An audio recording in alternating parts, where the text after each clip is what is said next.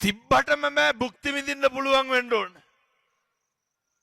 ඔය ඇත්තෝ හදාගත්ත ගෙදර කාමරේ ඇඳේ ඔය සැපට සනීපට නිදා ගන්න වෙලාවක් තියනවද? වෙනතුනි දැන් ඉඳන් අපි වෙනුවෙන් වෙලාව වෙන් කරගන්න බලන්න. අර අදින්න පුබ්බක දන්නවනේ. අදින්න පුබ්බකට ඉස්ම යන්න සල්ලි තිබ්බනේ. හොඳට තිබ්බා. හැබැයි අදින්න පුබ්බකට කණ්ඩ පින තිබ්බේ නැහැ. ඔය තිබ්බටම මදි කණ්ඩත් පින තියෙන්න ඕන. අදින්න පුබ්බකට හොඳට තිබ්බ මැරිලත් සුමානයක් ගිය තැන රජ්ජුරුවෝ දැන් සේරම රාජසන්තක වුණා. රජ්ජුරුවෝ කියනවා අනේ අදින්න පුබ්බක කාලවත් මැරුන්නේ නැහනේ කියලා.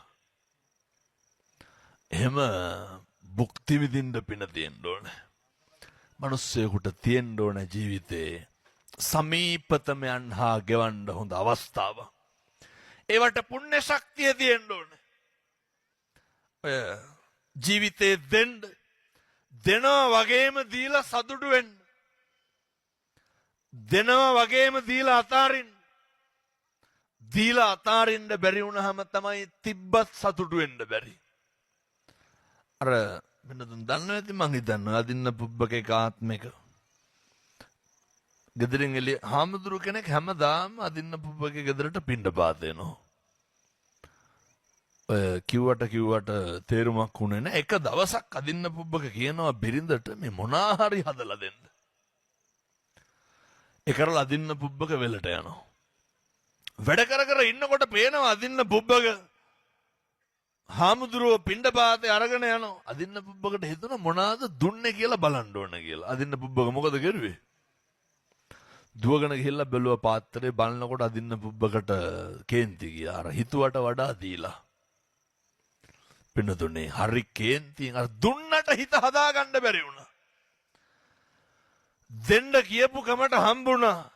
දීලා හිත හදාගන්න බැරි වුණා. අපේ අම්මලාට තාත්තලාටත් මම යෝජනා කරන්න උයනකොට එහෙම බැන උයන්න එපා. අර නේ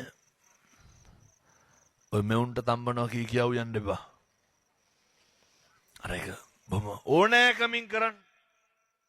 මම මේ උයන්න කියනෝ නෙමෙයි හොඳේ. ඒ ජීවිතේ අපිට පින්නතුන්නේ බොහොම කලාතුරකින් පොඩි අවස්ථාවක් ලැබෙන්නේ. කල්ප ගානක් දුක් විඳලා මිනිස්සු වෙලා ඉපදුනාට මේ අතපය හතර හොඳට වැඩ කරන්න විවාහ වෙන්න දරුවෝ හදන්න මේවා සංසාරේ හරි අඩුවෙන් ලැබෙන්නේ.